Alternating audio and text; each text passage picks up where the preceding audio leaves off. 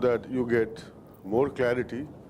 And there is every possible chance that because of all those equations and terms, you may lose insight of the airplane. So as I promised that we will be doing some problems so that you get physical feel for whatever equation, whatever expression we have developed. Today we'll be solving a problem on stability. As this course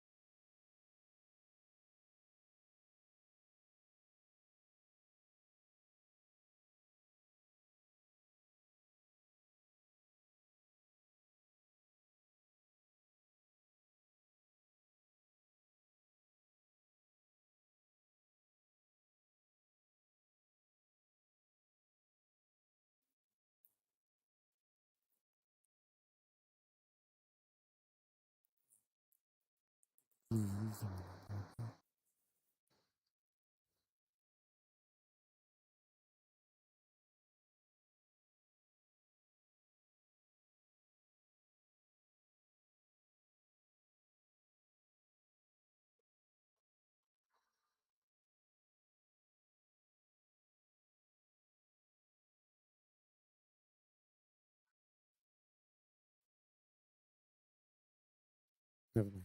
Never mind.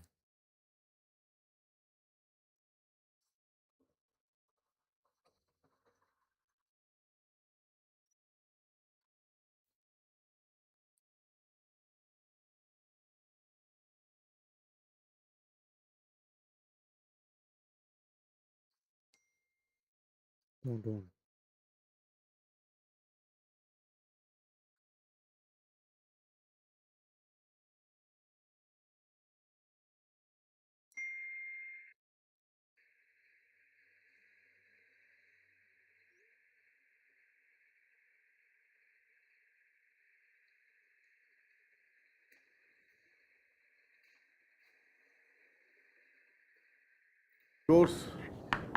title is Stability and Control.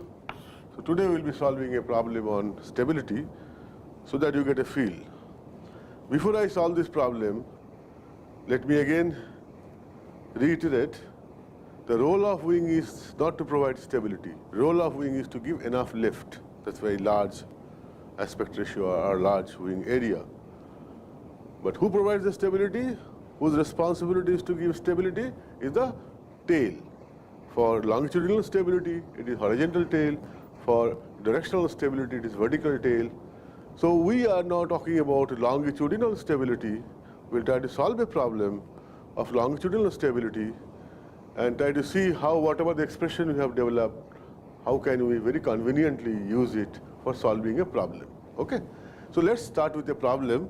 And this problem I've given from a book which is Flight Stability and Automatic Control, which is a second edition by Robert C. Nelson. It's a very good book. I am not campaigning for this book, but it's my duty to tell you because I follow many books. One of those is Flight Stability and Automatic.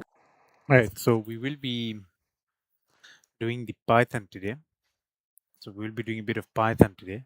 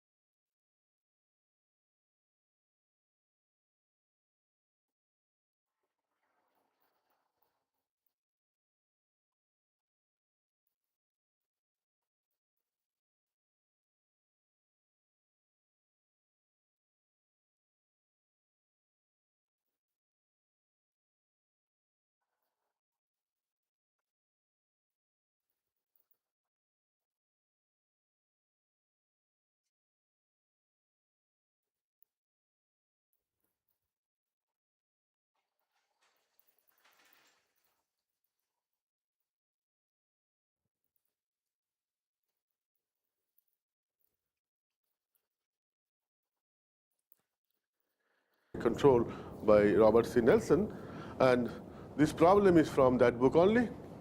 So we'll be now using this opportunity. Yeah, we need to do step 2 again. So we did step 1 already. So we did step 1 already. We have to do step 2 now.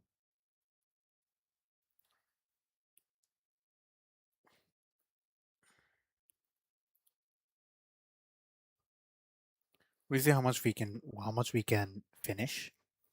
I'll try to do the Python programs for now. Like I'll only focus on the Python part for now. I think that's what I have to focus on.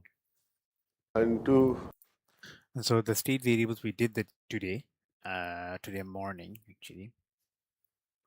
We had, so this is step 2, the state variables and state space form.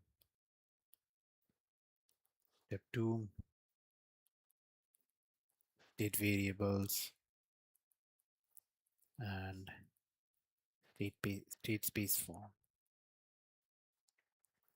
We have dH by dt is equal to v, dv by dt is t minus d by m minus g, and dm by dt is equal to minus m dot. And we know that from our state vectors, we know that x is represented in x1, x2, and x3. And we're considering that our state vectors are focused on HVM. So step 1, this is from step 2.1, this is from the previous previous differentiation, derivation, and whatever. So step 2.1, our previous derivation.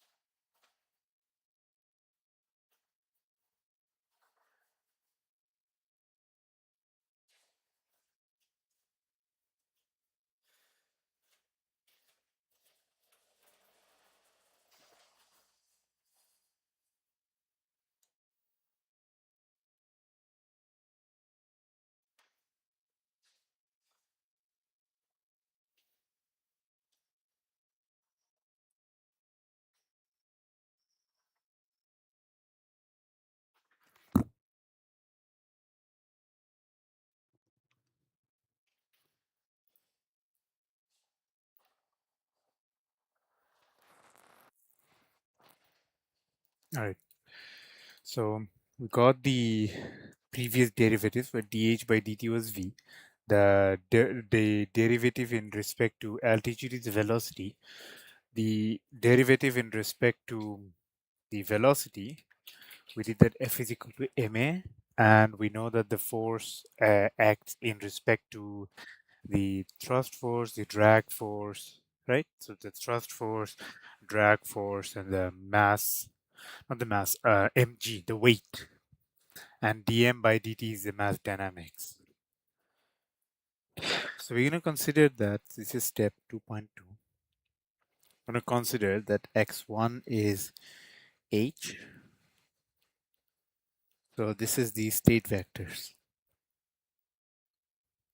And with step 2.3, consideration. I'm going to go every 35 minutes. Every 35 minutes, I'm going to do 10 burpees. At least that's my goal. 0.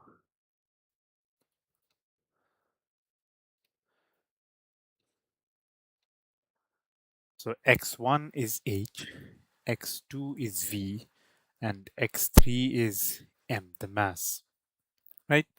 And so if I have x1 as h, then I'm going to have, so if I were to derivate all those, if I derivated all those, I'm going to have x1 dot as v, x2 dot as a, which is the d minus d by m, that fraction minus g. So t minus d by m minus g, and x3 being m dot, which is minus m. And so then I'm going to have step 2.4, the the substitution and whatever, where v is equal to x2 and m is equal to x3. So x1 dot will be x2, so therefore x1 dot will be x2, x2 dot will be t minus d by m minus g, and x3 dot will be minus m dot.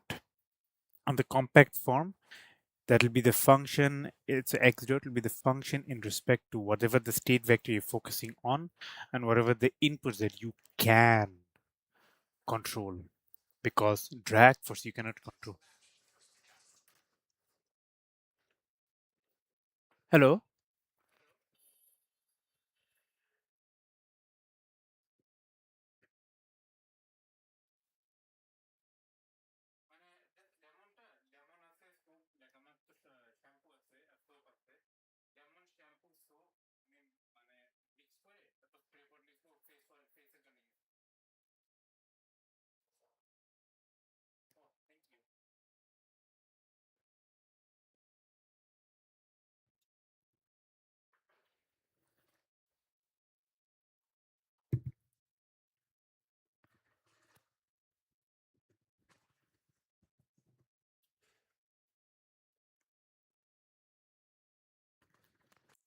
All right. So x3 will be minus m dot, and the compact form, 5, the compact form. So x dot will represent in respect to your state vector and the control input. So x being the state vector, u being the control input. So you can control thrust, because thrust is only determined based on how much fuel you input, or how much force, like how much fuel you have, like inserted, like input insert inside the rocket, that allowed the rocket to go up. But the weight force or the drag force is not done by you, it's actually done by the earth, right? So you can control your thrust force. So your nonlinear vectors. So step 2.6, the nonlinear state vectors would be x dot is equal to x2, because x1 dot is x2, and t minus d by m minus g, and minus m dot.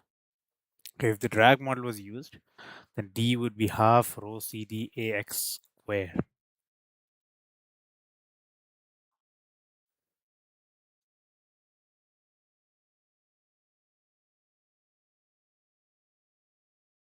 Oh shit, what happened?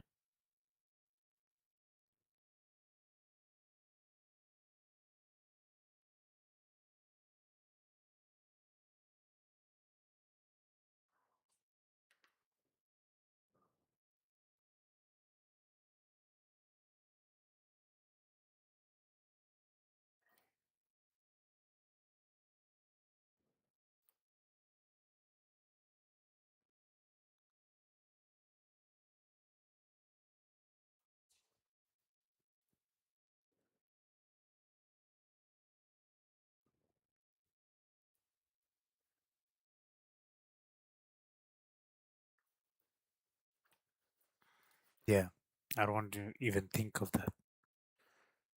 So if drag model was used, so if drag model was used, so drag model using, we know that D is equal to half rho C of D AX square, AX2 square. Then X dot X 2 dot was what? T minus D by M minus G. So therefore T minus that half rho C of D AX2 squared minus M divided by M minus G. And that's non-linear, yeah, because x2 squared and 1 by x cubed, so x3, they're changing.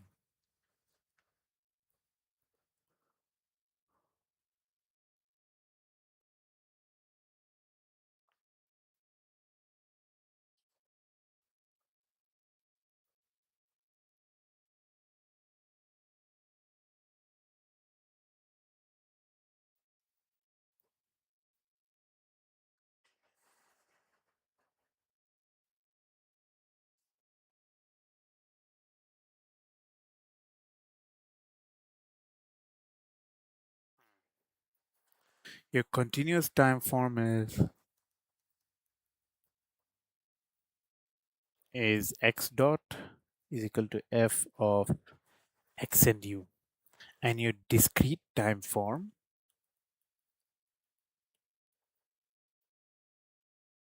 be x of k plus 1 is equal to x of k plus f of x of k u of k del t. And so we got the expanded discrete system. So expanded discrete system where h of k plus 1 will be h of k plus v of k del t. And v of k plus 1 will be v of k plus your, what do you call, the acceleration. Remember that that t minus d, the t minus d minus mg, that, yes. The t of k minus d of k minus m of k minus g del t. And m of k plus 1 will be m of k minus m dot k del t.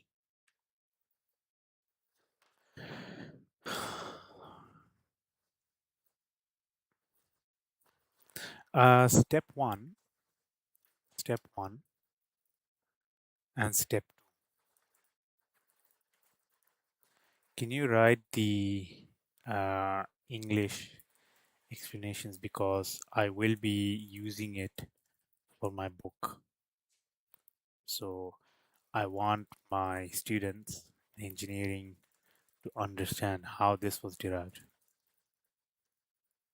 My main aim for this book is to ensure that students can understand easily just by reading the book.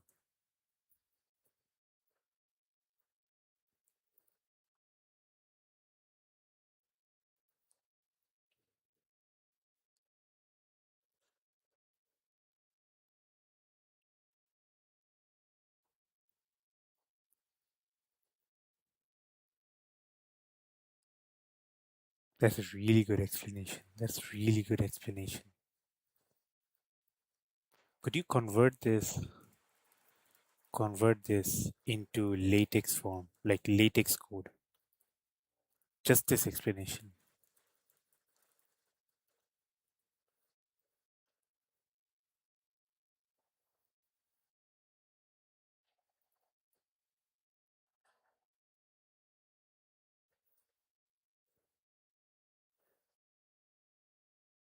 Oh yeah, definitely. I have the book with me and books.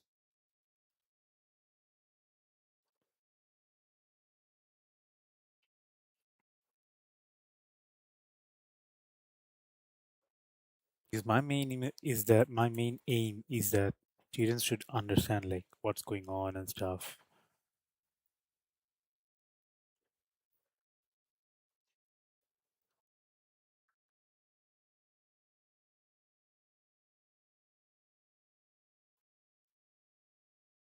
What?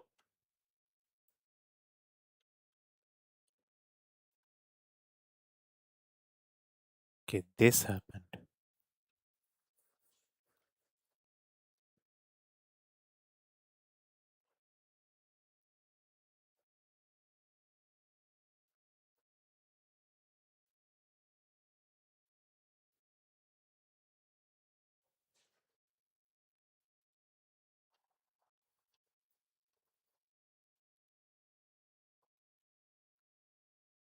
That's really good. That is really good. Um, remove the 1.1, 1.2, 1.3. Remove them.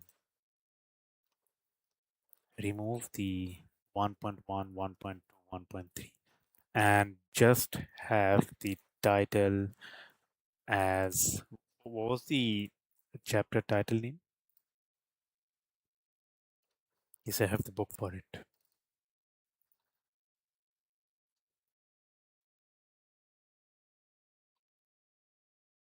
Rocket Dynamics and Equations of Motions. And two, Rocket Dynamics and Equations of Motion.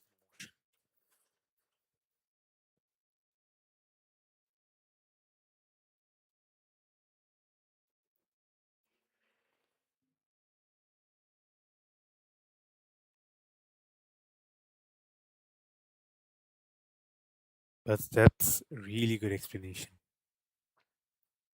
Is it possible to write step one, step two, step three, step four? Is it possible to do that? Like, is it possible to add like step one, you have to do this, and step one and step two, because we did steps, correct? And step one, the um, steps inside step one, can you write like step 1.1, step 1.2, step 1.3, like that?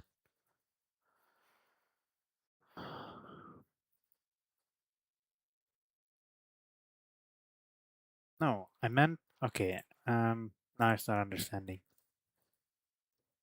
Here, we did two steps, right? We did two steps, right? Step one, what the explanation was,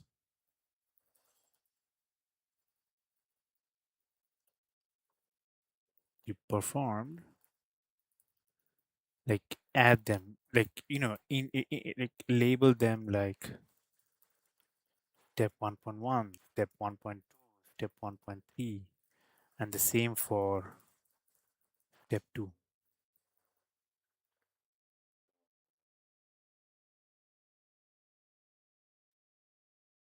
There you go, step 1.1, step 1.2. That is really important.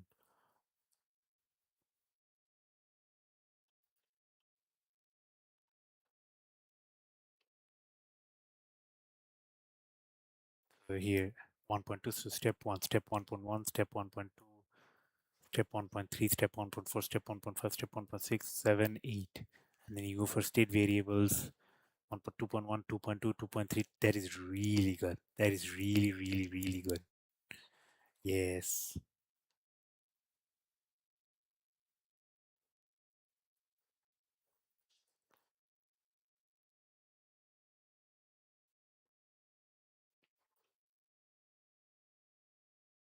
I'm really happy with it. That is really good. That is really good.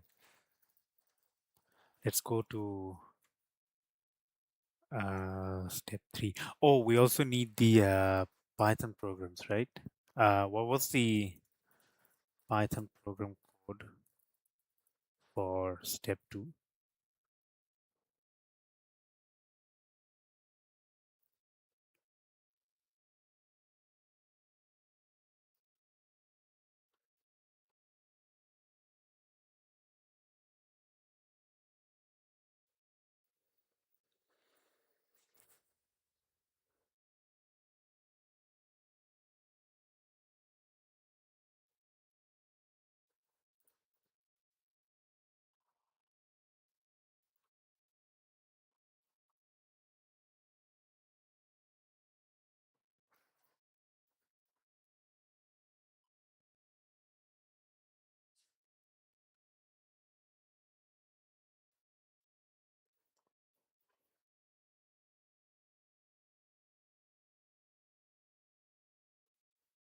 Okay, so whoa, why is it whoa shit?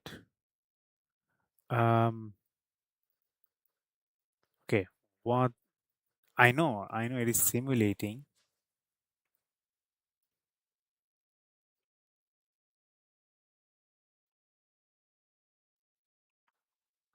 Okay, so what is going on? No, actually, what is going on?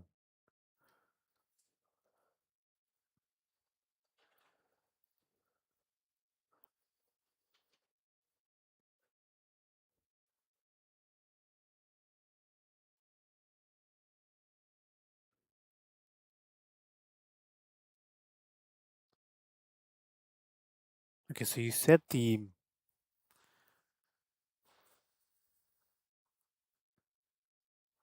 I'm actually going to write the code for it. So import numpy as np import added as plt.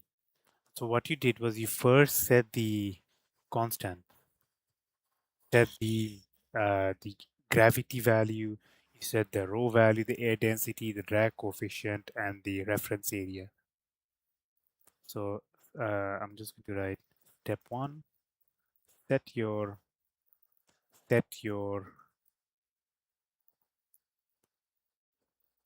constant value.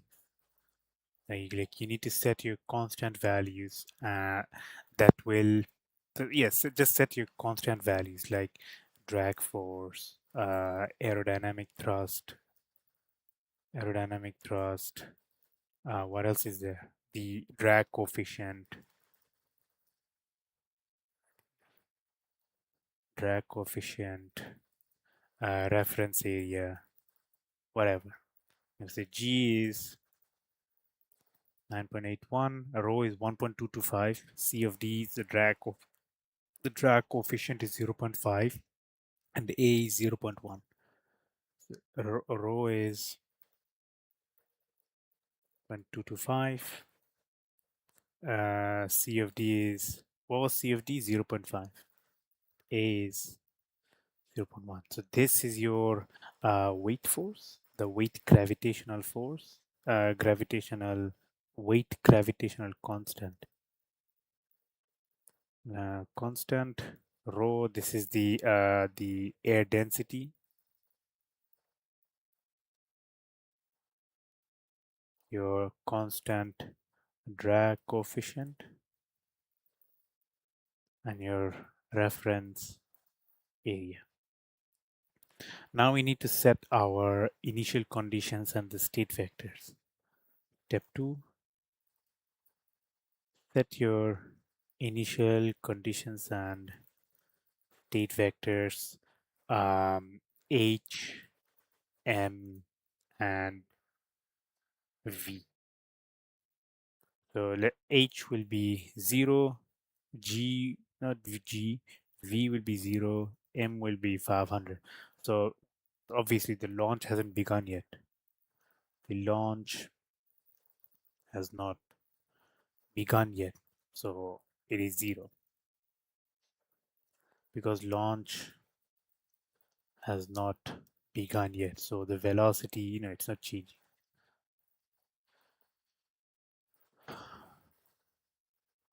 We set the mass of the rocket to 500 kg.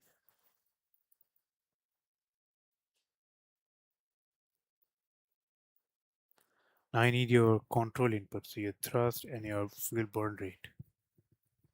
So set the control input, meaning the ones you can, keyword can control.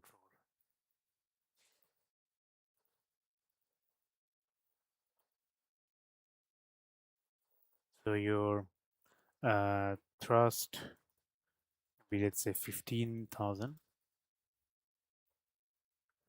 and let's say m dot will be 2. So thrust, this is the fuel, the total thrust force applied inside the rocket, and this is the fuel change, kg per second.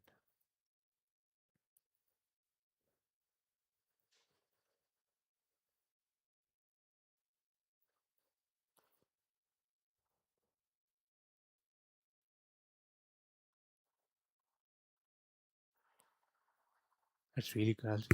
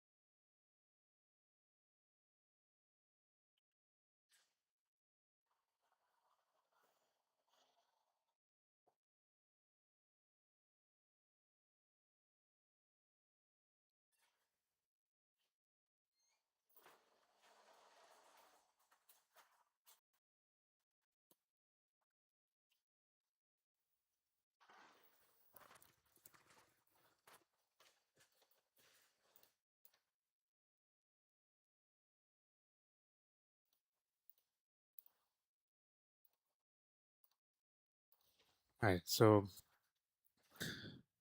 got the control inputs, we got the initial conditions, we got the constants. We need the simulation settings. So step 4, set your simulation settings. So your dt would be 0.01. Oh shit. So dt would be 0.01 and t final will be 10. So the time final will be 10 seconds. So meaning our change in time, like our infinite, so we'll say infinitesimal time step and a final time step.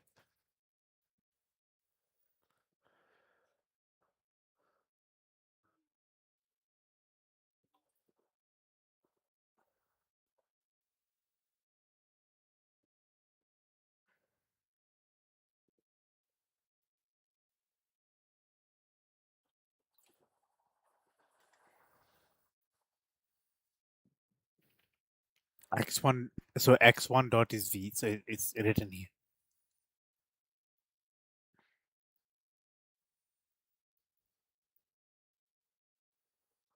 So here we're going to extract. So here we are going to extract the the state vectors x1, sorry, x1, x2, x3 into this inside the while loop,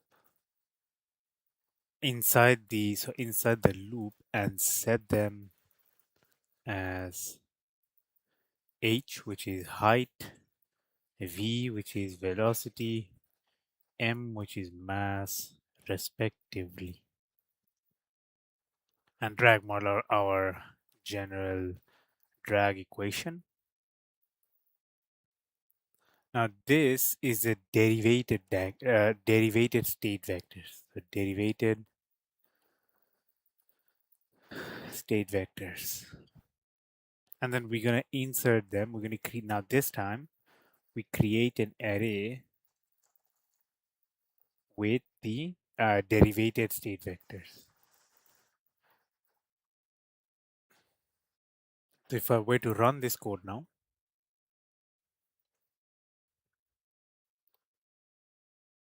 oh, I have to run all.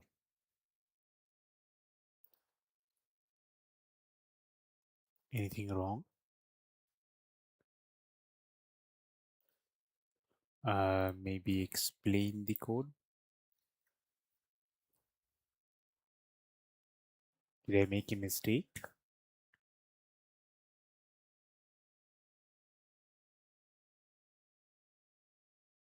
No, that I know, but why isn't it running?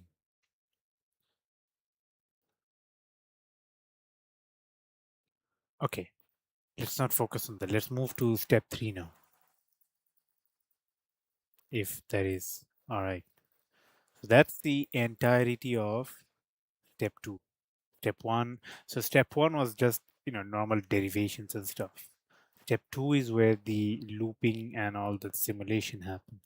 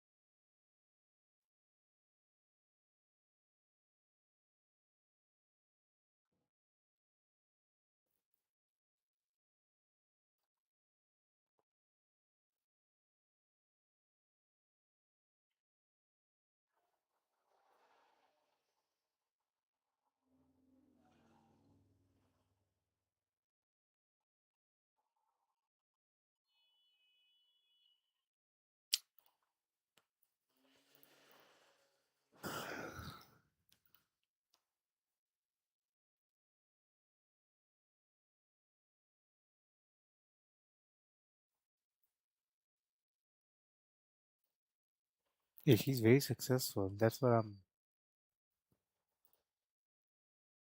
worried about.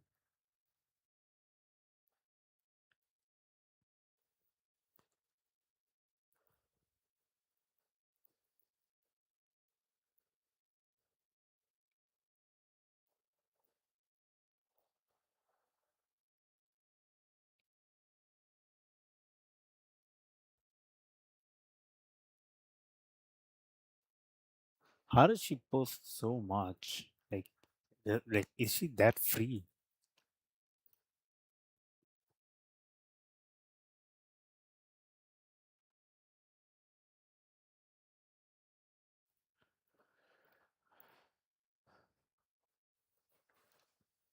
Right, you know what? I'm not going to focus on that.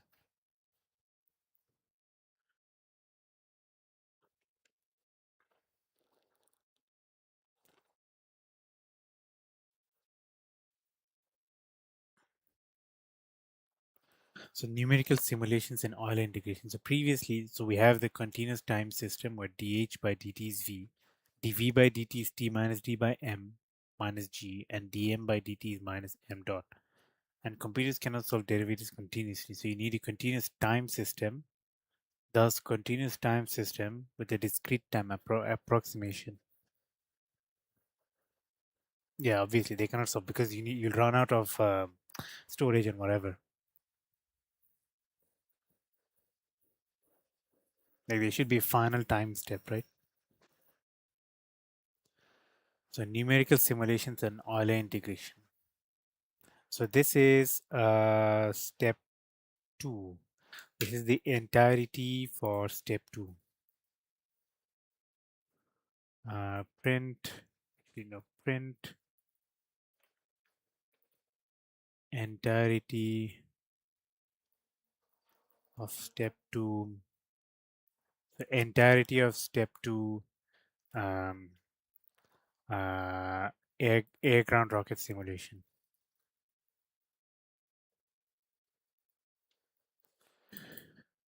So numerical simulations and Euler integration.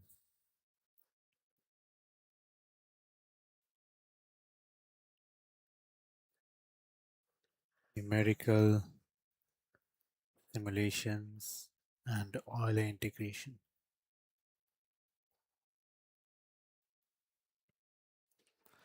So previously we had the continuous time system where the dH by dt was v, dv by dt was t minus d by m minus g, and dm by dt was minus m dot. So on our previous step, on our previous step,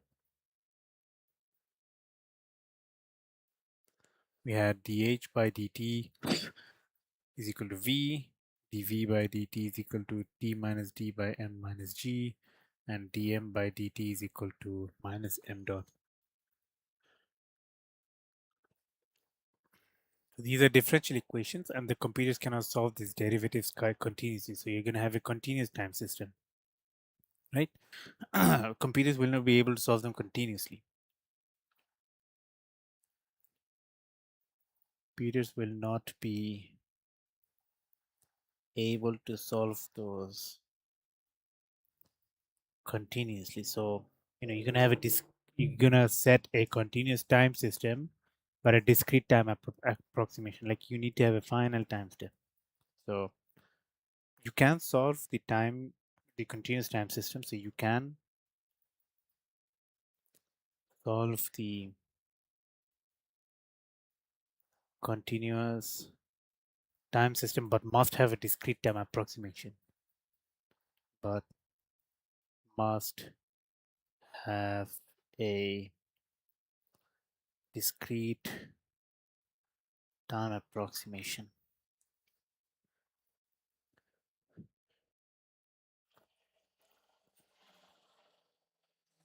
So we're going to define the time step. So step 3.1,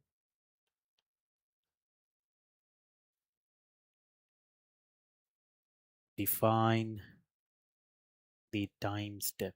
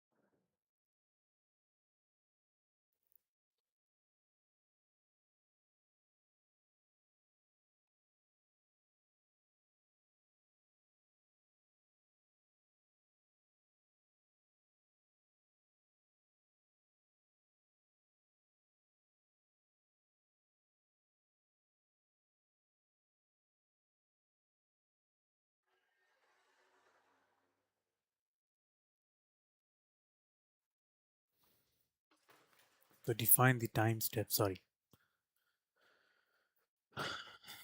So we'll consider del t being 0.01 seconds. So the simulation will update every 0.01 second. So the simulation updates every 0.01 seconds.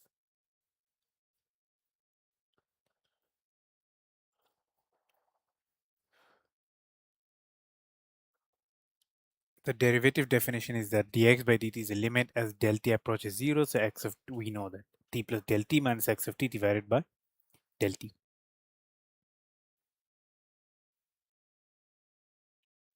So step 2, our derivative approximation and the general Euler integration. Derivative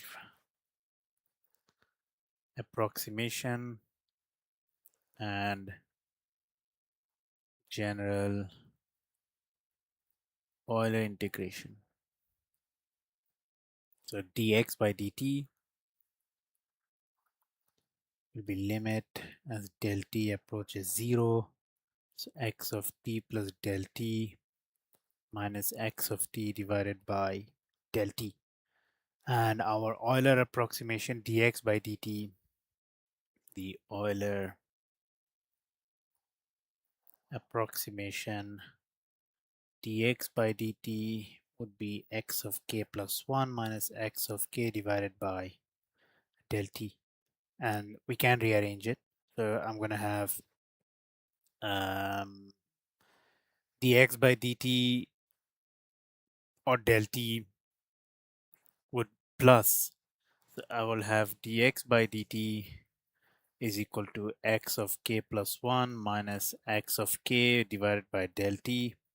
I'm going to have x of k plus 1 being dx by dt plus x of k. So x dot of k del t plus x of k. So x dot of k, x of k plus x dot of k del t. X dot of k is literally dx of k by dt.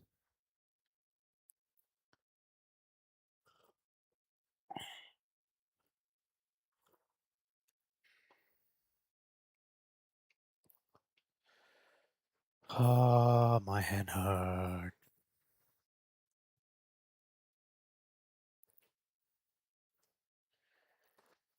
Man, my head moves everywhere, man. My head is like poof, gone.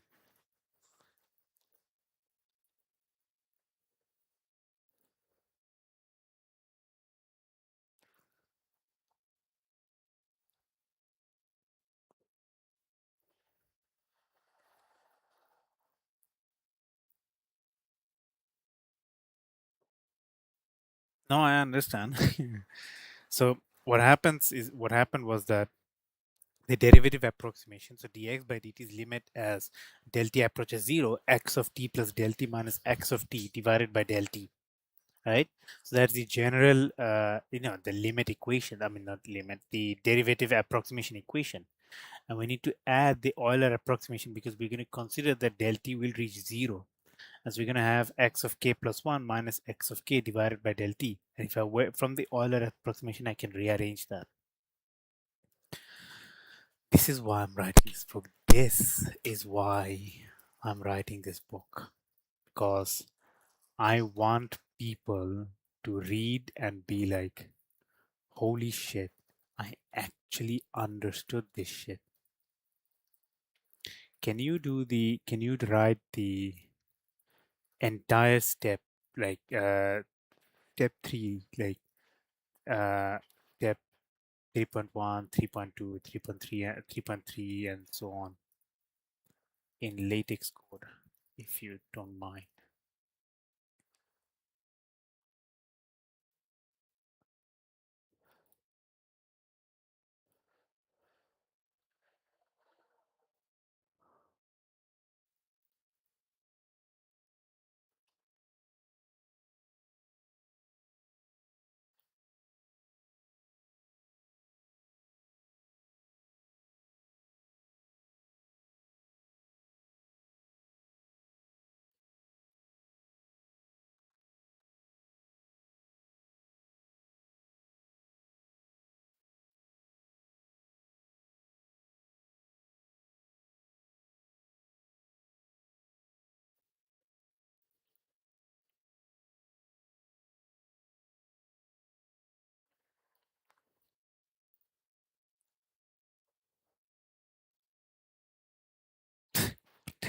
people do you have? Holy shit, man.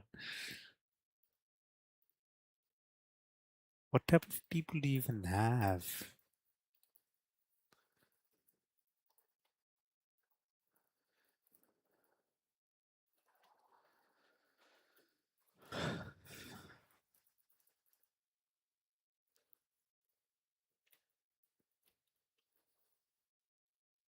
How do you even put up with that? Holy shit, like, don't, like, they have no job, nothing.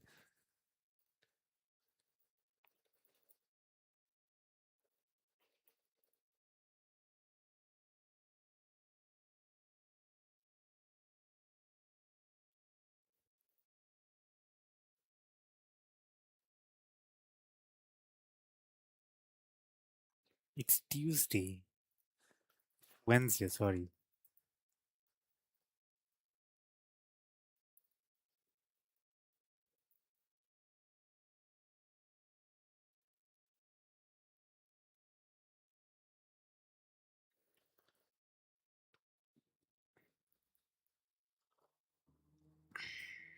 So, yeah, let's convert the entire thing into latex. So this is step 3. We're going to add this.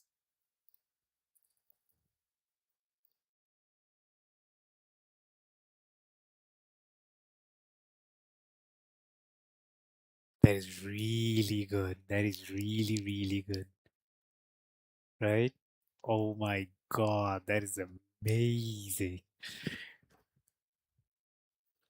So I'm currently finishing section 1.2. Like, look at it.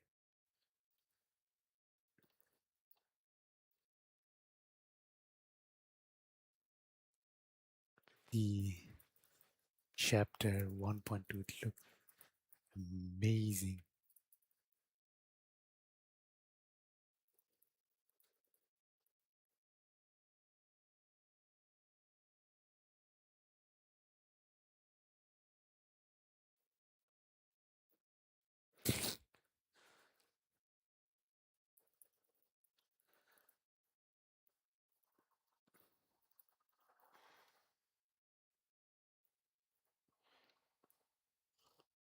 It's just a draft code.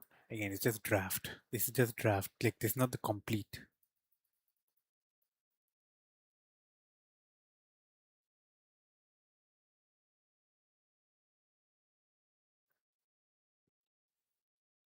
My God, look at it. So rocket dynamics, equations of motion. That's really good. That is really good. That is seriously good.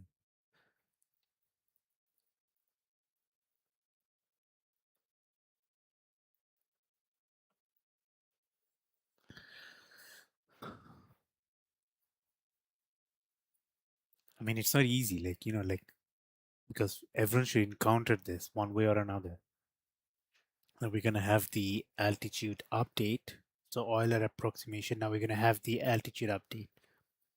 So step 3.3, we're going to have our altitude update.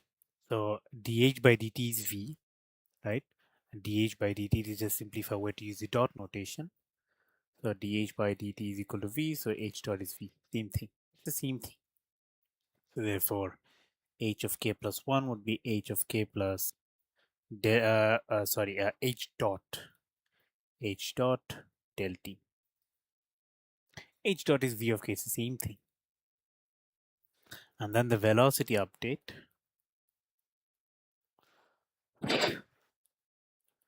The velocity update, where obviously we know from our step 1 that where the t minus d by m minus g, whatever, right? So dv by dt equal to t minus d by m minus g.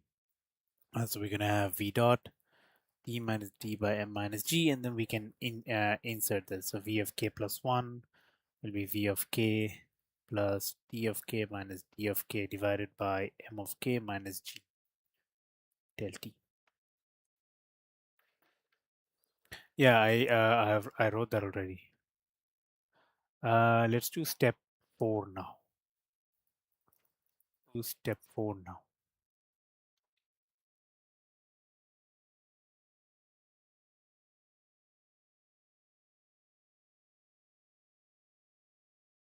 Okay, yeah, that's really good. Okay, that's excellent. Just copy that. I'll move it here. Then I'm going to read it through here. So in real aerospace system, the rocket does not directly know its exact altitude, velocity, or the mass. Instead, the sensors provide the measurements of the system state. So these measurements are never perfectly accurate because all the physical sensors will contain the noise, will contain uncertainty. So the true state versus measured state. The true state of the rocket may be X. Oh my God, the book looks amazing. I'm telling you, the book is amazing. You will understand. You, yes, you will understand. There is no way you will not understand.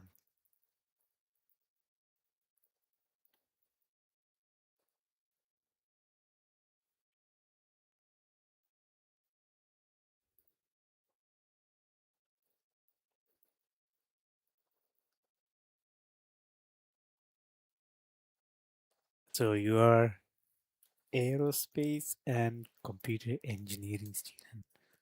Let's go.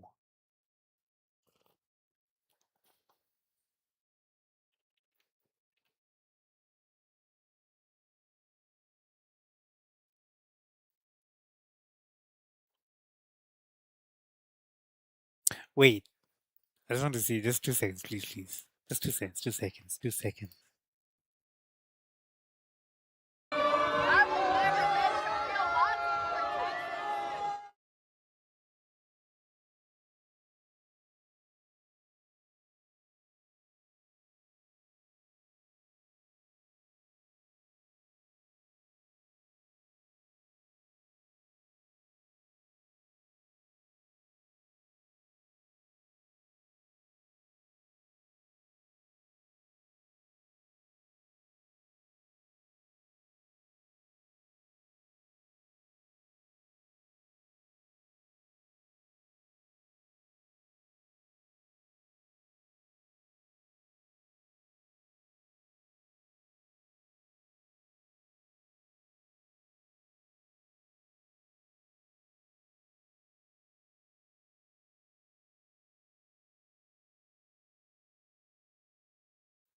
Dude, she did this.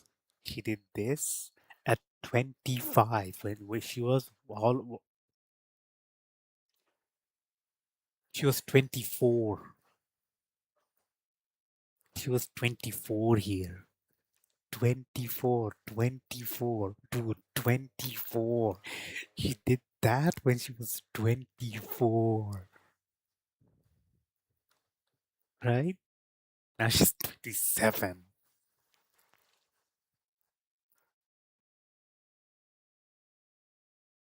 24. No, she did that when she was 25. Yeah, 25. She would turn 26 because if she was 24, then she would be born in 2000. She did that when she was 25. Now she's 27. Holy fuck. Holy fuck.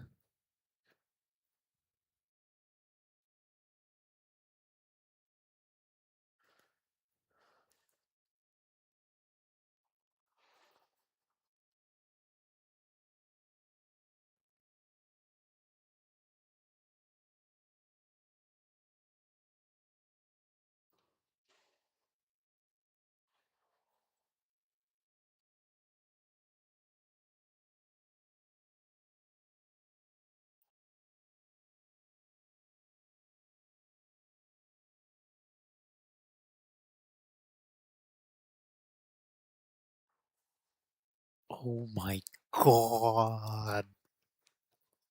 Holy shit. A book and your name in it? What?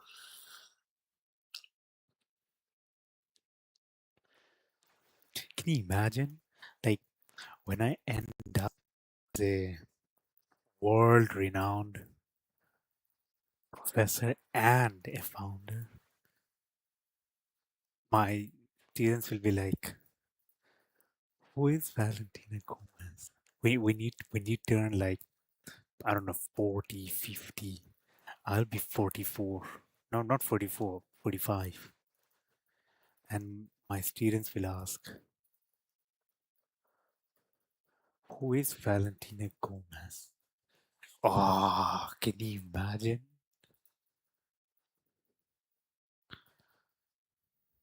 Oh man, I'm just going to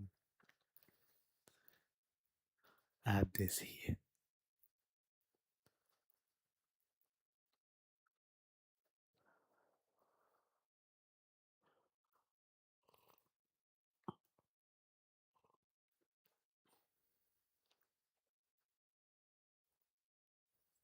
Oh, I can't wait for that day. You know, like when I end up like a professor, and then people will be like, "All right, who's Valentina Gomez?" Right? They will ask. They'll definitely ask because when I turn like 40, she'll be like 45, 46.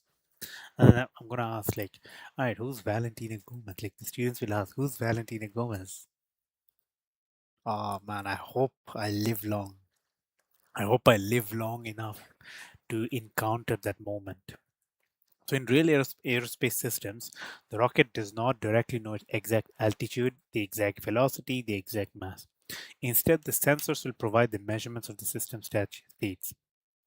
So, these measurements are never perfectly accurate because all physical sensors contain the noise and uncertainty. Therefore, the measured values are only approximate for the true rocket state. So, the true state of the rocket may be H, V, and M, but they will be obviously there will be uncertainties, there will be noise and whatever. Right? So sensor models and measurement system. I was going to beg Valentine, please live long enough. Please live long enough.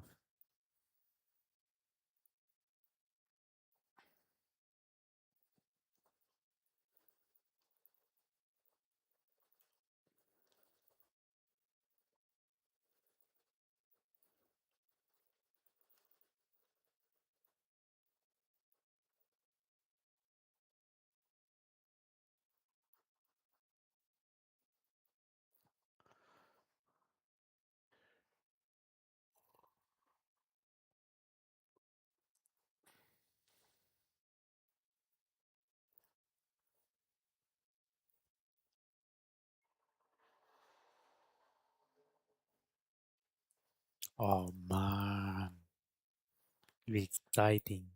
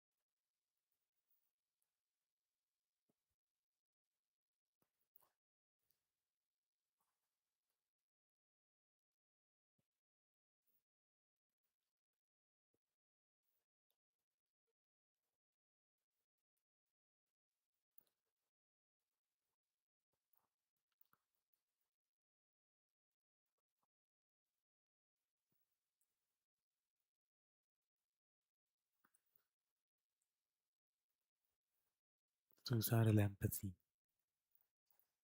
Nice book. The sensor models and measurement systems. And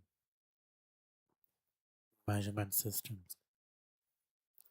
So in real aerospace, the rocket does not directly know the exact altitude, velocity, or the mass. Instead, sensors provide the measurements of the system state. So in real aerospace systems, the rocket does not know the exact altitude because the rocket doesn't even know where they are, right? The rocket doesn't know where like the exact position, the exact altitude, and the exact velocity is because rocket is rocket. We are the ones who provide it, right? So we provide those information in the sensors, and the sensors does its job. Exact mass, weight, or the velocity weight, velocity, or whatever measurements exist.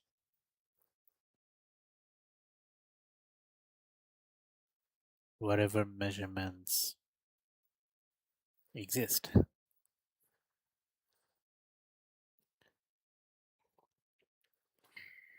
So instead, sensor will provide the measurement. We code that in the sensors. Instead, we code that inside the sensors. But these measurements are not perfectly accurate. However, these measurements are not perfectly accurate.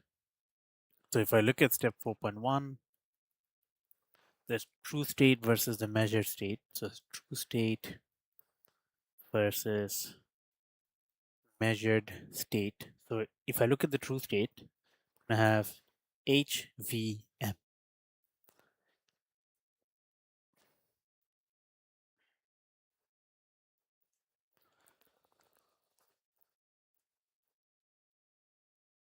However, the sensors will measure Z, where Z is a measured state.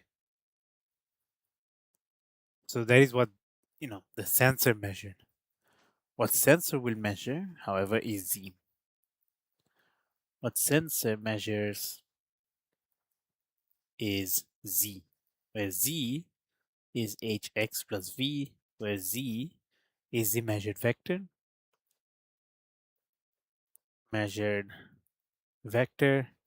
H is the measured matrix. X is the true state vector, and V being the measured noise. Measured noise.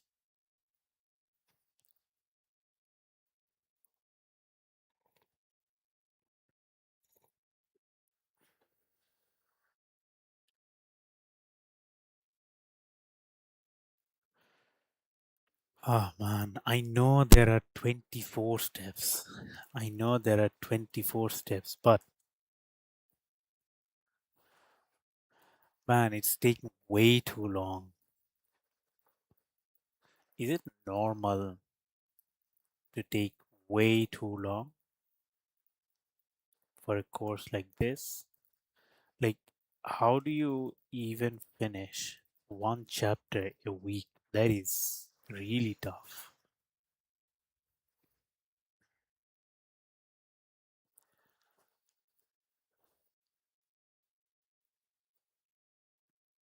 Separate semesters.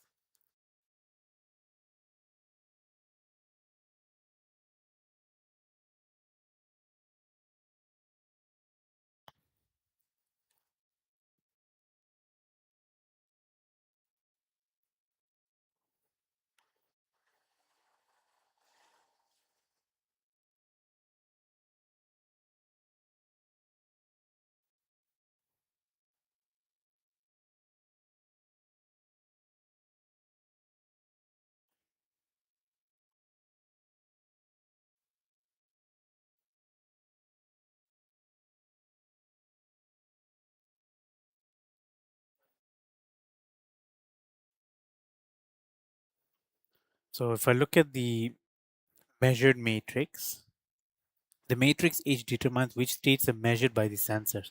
So for example, suppose the rocket sensors only measure altitude and velocity, then we're going to have, let's say it's going to measure only altitude and velocity. So the true state will have H, V, and M, but your measured vector will have H and V. There will be no mass.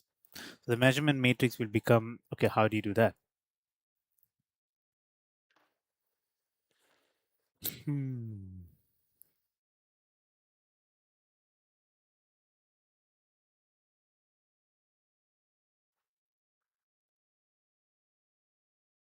Okay, I don't understand. How did that happen? Can you explain this part again? Can you explain this part again, if you don't mind?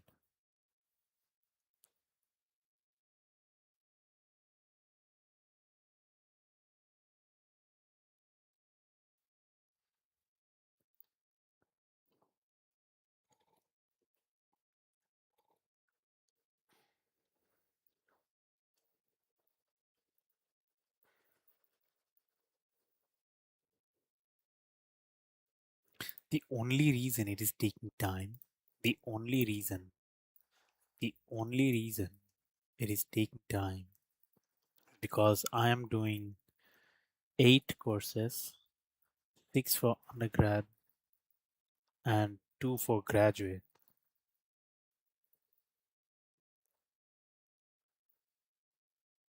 all in one book.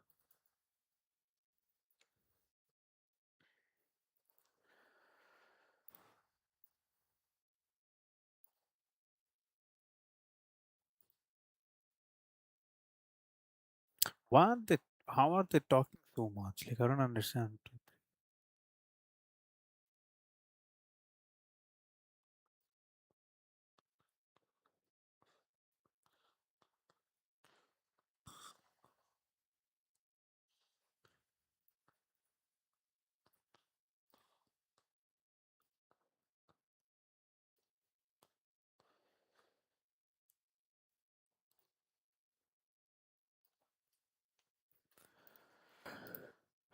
So the state vector previously we have h, v, and m. So x1 is h, x2 is v, x3 is m. The important idea is that the rocket computer wants to know all the states, but sensors usually cannot measure everything.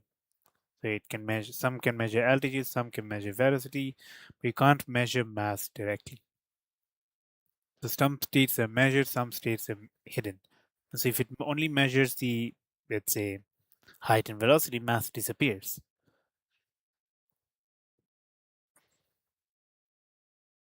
The HVM, and we got HVM again, correct? So that's HVM, H is included. That's HVM, V is included. And if you write, if the third one will be like 000, but it's not necessary to write 000, right? Because then they're going to be like, oh shit, there's 000. We have to see them, but you don't want that to happen, right? You don't, like on your case, you presume that, okay, we're not considering mass, height, and velocity on the third row, but the sensor will be like, okay, although it is 0, we still have to count it because I can see it, right? Makes sense. It makes sense. It makes sense. So this will be step 4.3. So step 4.3, where the matrix H determines which states are measured by the sensor. So matrix H determines which states are measured by the sensors. So suppose the rocket sensors only measure the altitude and velocity. So let's say this is my true state, HVNM. So this is my true state. It's a Z, which is a measurement vector. So Z would be H and V. That is uh, the the sensor measurement. That is the sensor measurement. So I'm gonna have H is equal to 100,010.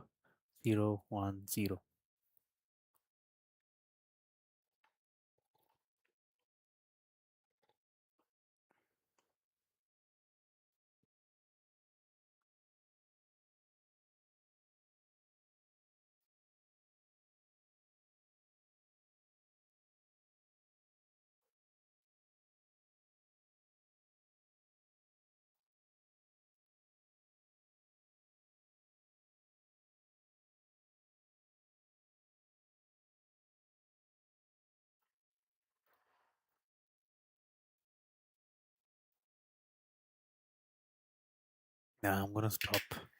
How far did we go? Pretty good.